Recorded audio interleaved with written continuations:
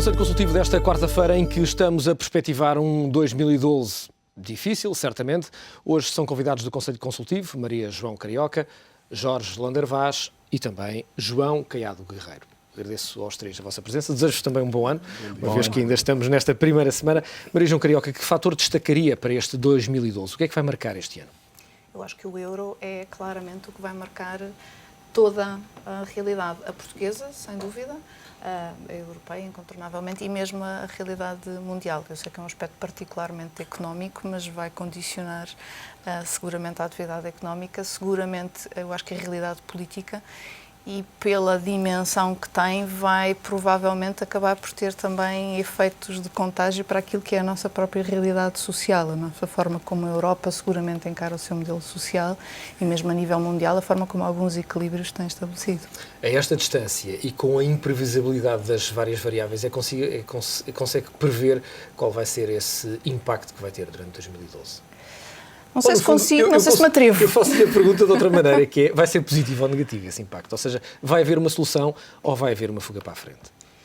Eu acho que 2012 é um ano em que nós temos que chegar a alguma espécie de solução. Se nós formos fazer aqui um bocadinho de perspectiva histórica, e o tempo às vezes passa muito depressa e nós perdemos a noção, andamos há mais de um ano com o euro em soluços e tropeções e de cimeira em cimeira e de irresolução em irresolução, e apesar destes processos terem necessariamente há tempos que são tempos mais alongados do que aqueles que, por exemplo, os mercados gostariam, ou aqueles em que os mercados funcionam, e nós muitas vezes sentimos esse arrastar relativo, temos os mercados a reagirem quase instantaneamente e temos um processo de decisão económica que tem por trás uma realidade política que faz com que seja longo, mas eu acho que 2012 é um ano em que tem que haver alguma resolução, algum fechar de alguns temas. Há 3 ou 4 temas que estão em cima da mesa relativamente ao funcionamento do euro, ao funcionamento das instituições europeias, que provavelmente não ficarão todos fechados em 2012. Eu tenho uma resistência muito grande àqueles discursos que 2012 é o fim do que quer que seja, ou o princípio do fim do que quer que seja. Acho que não, acho que vai ser um ano de transição, um ano de continuidade. Mas o funcionamento do euro, e nomeadamente o papel do Banco Central Europeu, a forma como os diferentes Estados europeus assumem ou não uma integração maior a nível financeiro, a nível económico, e o equilíbrio a que se chega nesse nível de integração, eu acho que em 2012 vai ter que ter desenvolvimentos grandes. Jorge Lander Vaz, o que vai marcar em 2012? Sim, as questões à volta do euro são estou de acordo, vejo, claro. E propõe-se muitas vezes a questão, saímos do euro, aliás, as pessoas perguntam, mas sair do euro, uns propõem a saída do euro, Portugal e da Grécia, os países que têm economias mais frágeis, a saída do euro como solução. Outros propõem a saída da própria Alemanha do euro.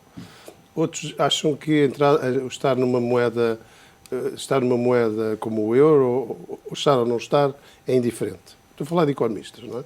E, portanto, eu, sobre isso, o que eu acho, e o que acho que, no fundo, a teoria económica acha também sobre essa questão é que o estar numa moeda forte não facilita o processo das exportações e facilita as importações. Isto é válido para qualquer economia. Portanto, digamos, o estar numa moeda forte sem uma estrutura económica forte significa desequilibrar o déficit externo, não é? Embora, se me permite interrompê-lo, professor, há uma questão que é, apesar da crise que o euro tem passado ao longo dos últimos tempos, tem registrado uma valorização surpreendente ou não, é isso que lhe pergunto, relativamente, por exemplo, ao dólar. Sim, mas digamos, os males de que sofre o dólar são os males de que sofre o euro. E, portanto, temos duas moedas que são referência do sistema monetário internacional, mas que sofrem as duas moedas do mesmo problema, que é um problema ocidental. É um problema económico, é um problema de civilização. E, portanto, por isso, se compararmos, por exemplo, o comportamento do dólar com outras moedas que se têm mantido realmente fortes, não é? O dólar tem perdido posição face a outras moedas de referência. Agora, naturalmente que há aqui uma flutuação dos últimos 2 anos, uma flutuação da paridade entre o dólar e o euro, que mais ou menos anda numa banda que varia entre 1,25 e 1,40. E esta banda tem-se mantido. E, portanto, neste momento, o que é que estamos a assistir a uma ligeira queda do euro no final de 2011, mas não significa, porque o próprio dólar também tem fragilidades. E o sistema monetário, o sistema financeiro europeu e ocidental, eu diria, europeu e americano, padece dos mesmas maleitas, dos mesmos males. E, portanto, as moedas tendem, elas próprias, a sofrer com isso. O sair do euro é uma questão que está posta agora pela Grécia, sair ou não do euro, digamos, um maior perdão do haircut, vai ser a questão da Grécia, a questão do euro e a questão da Grécia se manter ou não dentro da moeda única, vai ser uma questão essencial em 2012. Consegue-se perceber como é que essa situação vai ser resolvida? Essa situação, houve uma antecipação do mecanismo, no fundo, é um fundo de insolvência dos Estados, não é? Um mecanismo que vai substituir o FEF, que foi antecipado de 2013 para 2012. Portanto, os próprios poderes da União Europeia perceberam que isto não aguenta até 2013, na sequência, aliás, do que a Maria João estava a dizer. É preciso que em 2012 já haja outro tipo de soluções. E eu estou de acordo. E também estou de acordo com outra coisa que a Maria João disse, que isto não é o princípio nem é o fim de coisa nenhuma. 2012 vão acontecer coisas novas, vão acontecer soluções. Há uma certa ortodoxia que impede, por exemplo, que, na senda do que são os estatutos do Banco Central Europeu e do Bundesbank, etc., que haja uma intervenção, um financiamento direto às soberanias por parte do Banco Central Europeu. Há uma resistência à introdução de eurobonds. Possivelmente vamos ter, talvez, não sei se ainda em 2012, mas em 2013, vamos ter eurobonds. Portanto, isto vai ser um processo de... Agora, digamos, o progresso da crise, designadamente no centro do sistema, estou a falar de Itália, de França. França tem 97% a dívida face ao PIB, não é? E da própria Espanha, que tem realmente problemas ainda muito sérios para resolver. Estas três economias, se os problemas não forem atacados de forma muito mais decidida, o Mário Monti está de joelhos a pedir o alargamento do FEF, não é? Porque está a sentir que dificilmente vai conseguir financiar-se nos mercados a taxas razoáveis. Portanto, há aqui, de facto, coisas à volta do euro, mas a minha análise é muito parecida ou muito próxima da Maria João. Basicamente não acreditam que os maias tenham razão, portanto o mundo não vai acabar em 2012. João, que fator destacaria para 2012? Também não acredito que os maias tenham razão. Acho que o mundo vai continuar em 2012 e eu concordo com a Maria João e com o Jorge. Para não falar outra vez na centralidade dos problemas do euro e a economia da zona euro é ainda a maior economia do mundo, não é? Referia estes problemas do euro de outro modo, quer dizer, vai ser mais um ano em que vamos sentir a emergência das economias emergentes, por assim dizer, e particularmente da economia chinesa, que cresce um bocadinho mais depressa e eventualmente da indiana. Há dados já muito interessantes. O maior empregador industrial em Inglaterra é um grupo indiano, é a Tata, não é? Este primeiro investimento da China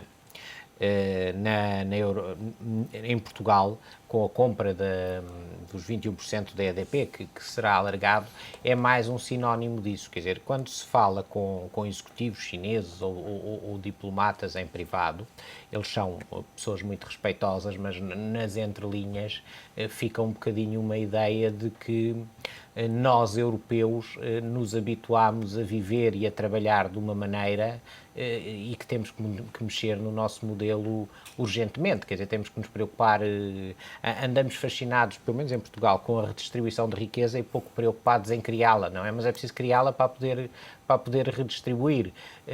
Desindustrializámo-nos, até porque as moedas foram muito fortes, deixámos de ter uma série de coisas e acreditámos que as economias emergentes ficariam só a fazer os produtos mais simples. Não, elas começaram a produzir, olha-se para a Coreia do Sul, olha-se para Taiwan e olha-se agora para a China, estão a produzir tecnologias avançadíssimas. A China, o ano passado, já registrou mais patentes que os Estados Unidos. embora talvez que as patentes não sejam exatamente iguais, mas este número é significativo. Portanto, nós vamos sentir, eu acho que é um ano de transição, acho que tendemos todos a sobreavaliar a época em que vivemos, isso é histórico, quer dizer, que nós só vivemos nesta época e, portanto, sobreavaliamos o peso histórico da época em que vivemos, mas eu acho que 2012, também concordo que será um ano de transição, mas vai começar a tornar mais claros ainda os problemas do modelo europeu e as dificuldades da Europa, e particularmente de Portugal, em competir num mundo onde a globalização é inevitável e onde a globalização não é uma coisa que se escolha, quer dizer, porque é o baixo preço das comunicações e as pessoas a mandarem e-mails umas às outras, portanto, eu julgo que a China vai marcar muito, a China e a Ásia vai marcar muito este ano. Bem, João, quando olhamos para todas estas variáveis que colocaram em cima da mesa, neste primeiro destaque, chegamos a uma situação que é Portugal está perante um grande desafio, também outros países, mas vamos focar a nossa atenção em Portugal. Ao longo deste ano de 2012, parece-lhe que o trabalho que tem de ser feito vai num caminho para depois, 2013, 2014, conseguirmos ter um novo modelo, uma nova perspectiva, novas reformas implementadas, ou corremos o risco, de facto, se houver uma retoma, que nada disso seja, de facto, implementado, como nunca foi nos últimos anos? Refiro-me, por exemplo, às reformas estruturais, refiro-me, por exemplo, ao peso do Estado na economia, refiro-me, por exemplo, à falta de procura de mercados externos, que agora as empresas, de facto, procuram fazê-lo. O que é que lhe parece? Eu acho que esse é, sem dúvida, o risco que tem que estar presente na forma como nós nos comportamos em 2012, porque não há nada de garantido, por assim dizer. Há um caminho que tem estado a ser feito, há um guião, por assim dizer, que as medidas que foram identificadas em conjunto com a Troika, e eu digo em conjunto com a Troika deliberadamente, porque acho que, apesar de tudo, não podemos olhar para aquilo que está a ser feito com a Troika como algo que nos é imposto de fora, e se o fizermos, isso vai compor este risco de não fazermos efetivamente as reformas que temos que fazer, porque vamos vê-las como algo que, se pudermos, evitamos. Vamos vê-las como algo de dor que estamos a fazer porque somos obrigados e que, assim que haja qualquer espécie de condições para não fazermos, nos retiramos. E Portugal já fez isso várias vezes no passado. Basta ver as anteriores intervenções, no caso do FMI em Portugal. Portugal fazia caminho de mudança, caminho de reestruturação, caminho de alteração das condições fundamentais da economia, até chegar a outra margem. Até chegar à outra margem, exatamente, e depois parámos. E nós tivemos duas oportunidades anteriores em que, na prática, o que fizemos foi, e esta é uma perspectiva muito minha, nós desvalorizámos moeda, alavancámos essa desvalorização de moeda para relançar a economia. Com esse relançamento conseguimos períodos de balão de oxigênio, por assim dizer, mas nunca fizemos o trabalho de casa de fundo. Portanto, o risco está lá, para mim é um risco muitíssimo presente em 2012. Que não se tenha um entendimento muito claro do que é que estamos a falar, nomeadamente, de reestruturar mercados. Há um tema de fundo para mim em 2012 que tem a ver com reestruturar condições de mercado, e isto não é ser hiperliberal, é acreditar que, em alguns casos, o mercado é uma forma de se ter condições de funcionamento em transparência, de se ter condições de funcionamento com rigor contabilístico, financeiro, portanto, de ter condições de funcionamento para as empresas, para as instituições públicas, que lhes permitam estar presentes na sua atividade de uma forma que efetivamente promova a competitividade, em vez de promover aqui um conjunto de circuitos quase que subterrâneos e circuitos de renda. E não estamos a falar das rendas do setor imobiliário, estamos a falar das rendas que se retiram quando há mercados que estão protegidos, quando há mercados que estão a ser geridos de uma forma que é mais assente em lobbies e influências do que no funcionamento. E que servem de travão e que servem de prisão para aquilo que se quer que seja e para aquilo que na prática vai ter que ser, se quisermos estar a par com as nossas ambições de crescimento futuro, e para aquilo que vai ter que ser o desempenho da economia Essa portuguesa. grilheta tem que ser quebrada. Essa grilheta é aquela que nós nos últimos 30, 40, 50 anos nunca conseguimos quebrar. Jorge Lander Vaz, como é que Portugal vai ter que encarar os próximos tempos? Alguns, sobretudo políticos, menos economistas, mas sobretudo políticos, tentam colocar uma fasquia de retoma no final deste ano. Acredita que isso é possível ou, de facto, há um trabalho, como dizia a Maria João Carioca, mais duro, mais estrutural, que é preciso fazer e que não se vai esgotar nos próximos 12 meses? Sim, aliás, é necessário repensar também a política, porque, de facto, e os políticos têm o trabalho, os pensadores políticos têm que sair da espuma do tempo e pensar isto em termos mais profundos, do que é uma sociedade democrática pós-industrial e, enfim, há aqui muito trabalho para fazer do ponto de vista da reflexão política e da reflexão económica. Mas, relativamente à pergunta concreta que o Rui me pôs, é que a economia, digamos, os diagnósticos estão feitos da necessidade de democratização da economia que a Maria João agora falou. Realmente o peso de algumas corporações, o peso de alguns lobbies, o peso de alguns interesses que realmente vão num sentido de asfixiar as famílias, não é? Porque as famílias são os inocentes de todo este processo.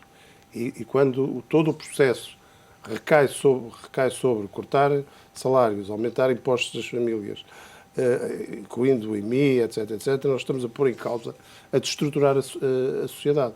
Portanto, há aqui um problema de estruturação da sociedade. A tentativa de resolução dos problemas económicos e financeiros à custa das famílias. Veja-se que, por exemplo, portanto, o coeficiente de natalidade neste momento é de 1,13, é o mais baixo de sempre dos últimos 150 anos ou mais, não é? É um indicador também da falta de confiança no futuro. Falta de confiança, a precariedade e também, portanto, sentir que não há realmente esperança no futuro para ter filhos. E, portanto, nós precisávamos de 2,1 para repor, enfim, os níveis. E nós estamos, as mulheres, as famílias, sentindo-se ameaçadas na sua existência cotidiana, com pouca estabilidade, estão a deixar de fazer filhos. Estamos a deixar de fazer filhos por isso.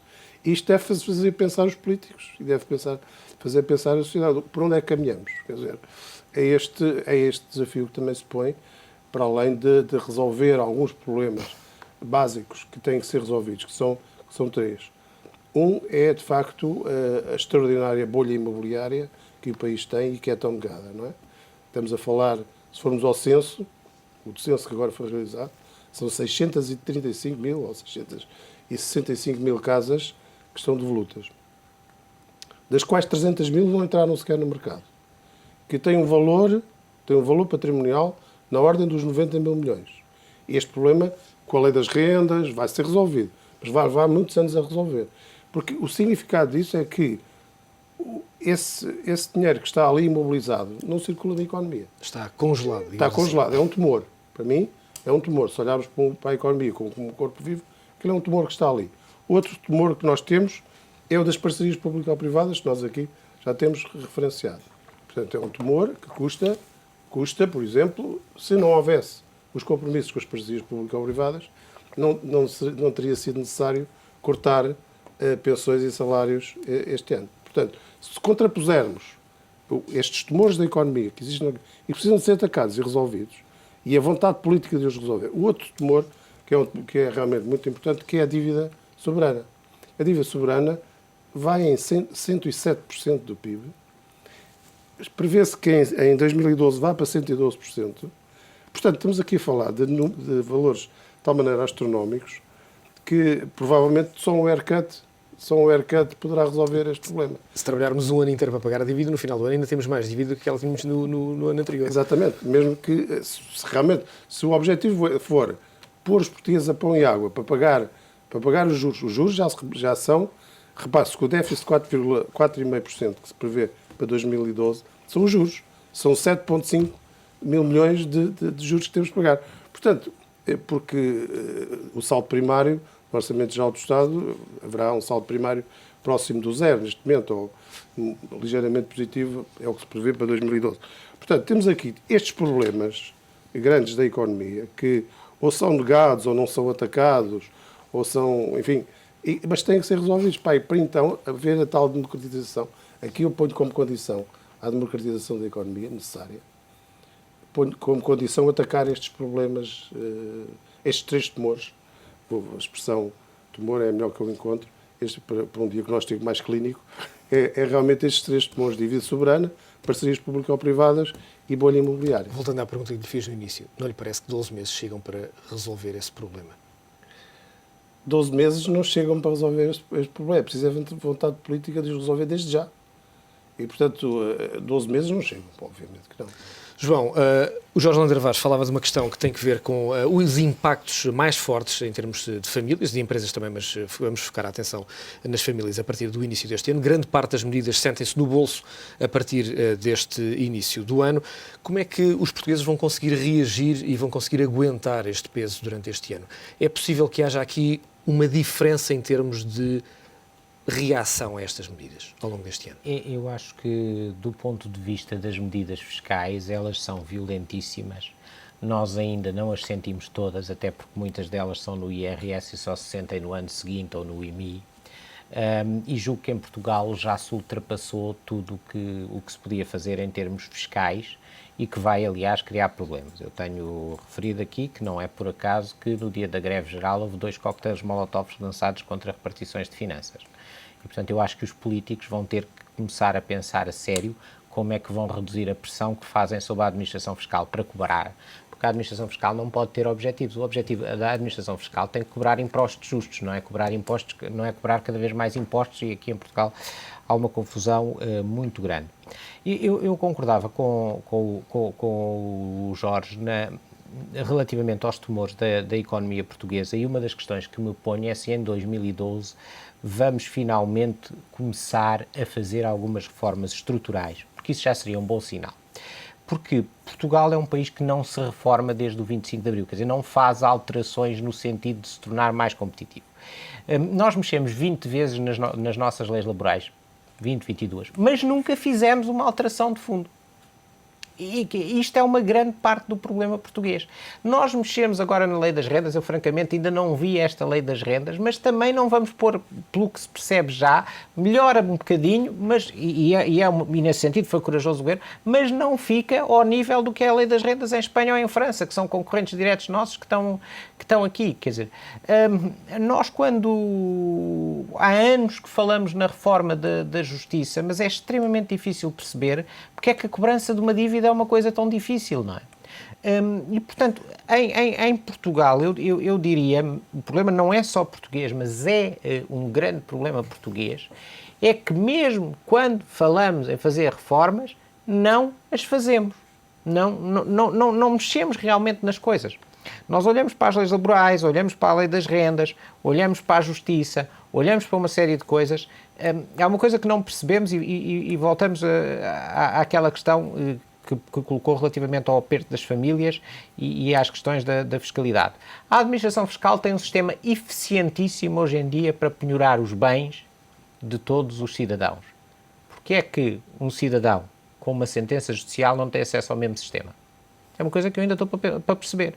É para beneficiar o Estado, mas ao beneficiar o Estado prejudica-se a economia toda. Portanto, quer dizer, uma sentença judicial devia dar aso a que imediatamente se acionar. Já é uma sentença judicial, que é uma coisa mais importante que uma decisão da administração fiscal, não é? Os tribunais são o órgão por excelência.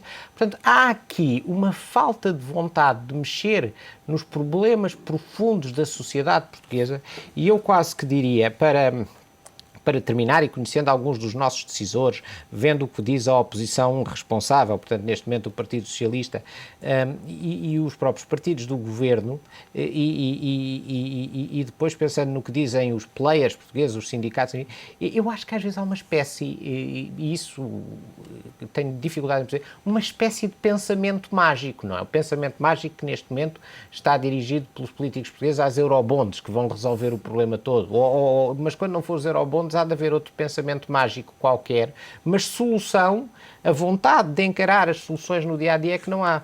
Deixe-me só para terminar dar mais um exemplo. A Constituição portuguesa está completamente desadequada da realidade.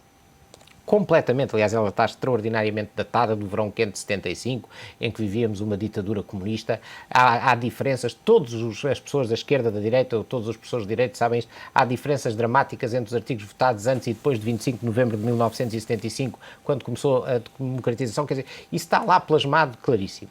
Toda a gente está de acordo nisto. Fala-se em rever a Constituição e adequá-la a um país da União Europeia. Cai o Carmo e a Trindade. é difícil perceber porque é que o país faz este tipo de coisas e é difícil acreditar que nós vamos sair deste pântano e começar a fazer as reformas. Provavelmente vamos fazer algumas porque vamos ser obrigados, não é? João, há pouco falava da carga fiscal que é demasiado pesada, nas suas palavras. Relativamente às empresas é mais fácil deslocalizar muitas vezes a sede social da empresa. Assistimos agora a um caso mediático de uma empresa do retalho, mas quando olhamos para o PSI 20, 17 das 20 empresas do PSI 20 já têm grande parte dos seus lucros sediados, nomeadamente na Holanda.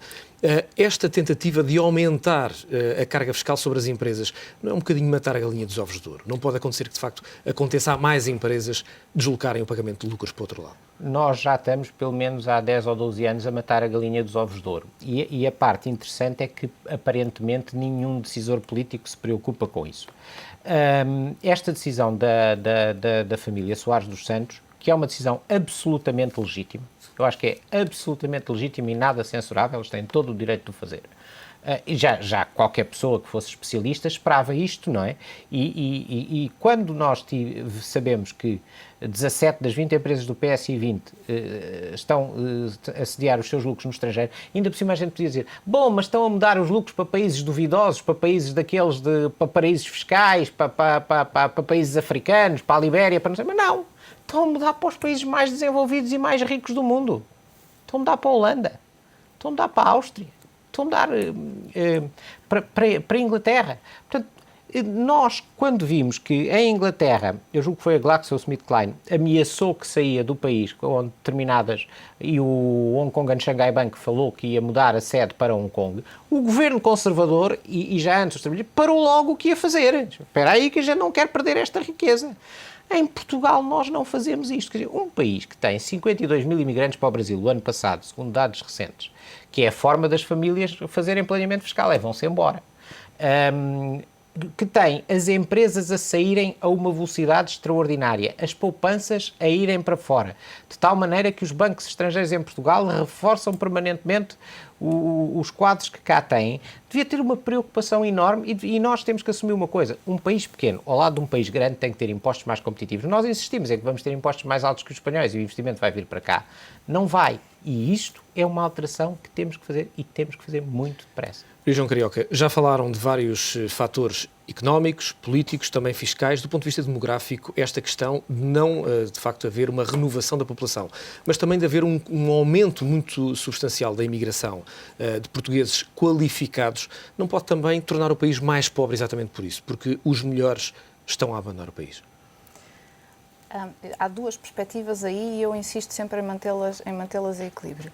A primeira é que eu acredito que, nomeadamente quando se está a falar com jovens, o discurso relativamente a uma ida para fora não pode ser um discurso dramatizado. Não se pode dizer a um jovem que está à procura de emprego em Portugal, que acabou de sair de um curso universitário, que não está a conseguir, que ir para fora é um drama. Não é. É uma oportunidade dele crescer, é uma oportunidade dele se desenvolver profissionalmente, é uma oportunidade dele fazer caminho, e eu acho honestamente que fazemos um enorme desfavor à nossa população quando pintamos o ir para fora como uma tragédia. O que é que isso nos deixa e porquê é que às vezes é mais fácil pintar a tragédia do que criar as condições para que isso não seja uma tragédia? É porque aquilo que se tem que fazer para que depois isso não seja realmente um empobrecimento é estar a trabalhar para que haja condições para que os portugueses voltem. E os portugueses até têm um percurso histórico, por assim dizer, de certa forma, gostar de voltar. Há muita gente que vai fora, que está fora, que faz um percurso de enriquecimento, quer seja financeiro, quer seja pessoal, de construir uma carreira, e que mantém as ligações ao país e que regressa. E esse é o trabalho que tem que ser feito. Agora, esse é um trabalho que só se faz se efetivamente Portugal conseguir estar a criar crescimento e estar a criar condições económicas para essas pessoas quererem voltar e quererem estar cá a fazer um nível de trabalho que provavelmente se habituaram a fazer lá fora e terem lugar para fazer, coisa que hoje em dia aqui há efetivamente uma contração do mercado de emprego, uma contração da atividade económica e é-lhes mais difícil. Este tema do empobrecimento relativo e o tema demográfico é, aliás, uma tónica de fundo que nós às vezes não trabalhamos bem, mas que eu acho que é uma tónica que em Portugal em particular e na Europa como um todo é crítico. Nós não nos podemos esquecer que uma parte do drama em que nós, sociedade ocidental, e Portugal ilustra-me bem o caso, vivemos hoje em dia, é que nós habituámos-nos a viver com determinados níveis de conforto e de entendimento daquilo que é a nossa realidade social. E esquecemos que muitos deles estão assentes em, digamos que, direitos de saque sobre o futuro. Nós estamos habituados a um sistema de segurança social, habituados a uma garantia de reforma, por exemplo, que não é mais que um direito de saque sobre o futuro. Portanto, nós habituámos-nos e incorporamos como nosso uma perspectiva daquilo que o futuro vai conseguir produzir para nós. E agora o futuro tem menos dinheiro lá. Mas não estamos a trabalhar para o futuro. Nós próprios não estamos a trabalhar para o futuro. Nós próprios não conseguimos perceber que, se calhar, a estrutura familiar em que nos enquadramos, que, se calhar, a maneira como tratamos o papel das mulheres na sociedade, que, se calhar, as condições de funcionamento para uma mãe poder continuar a ser um agente produtivo e querer ter filhos. Eu, como mulher, tenho muitas vezes esta conversa e muitas vezes este raciocínio. Eu, hoje em dia, se tenho uma miúda de 20 e tal anos à minha frente a falar de ser mãe, eu olho para ela e o que vejo nos olhos dela é: eu estou a dar um tiro na minha carreira. Maria João Carioca, nós estamos mesmo em cima do tempo e, se eu não terminar, alguém me vai dar um tiro, literalmente. Maria João Carioca, João Caiado Guerreiro e também Jorge Lander Vaz. Agradeço a vossa presença neste Conselho Consultivo. Voltamos a ver-nos de hoje a 8 dias.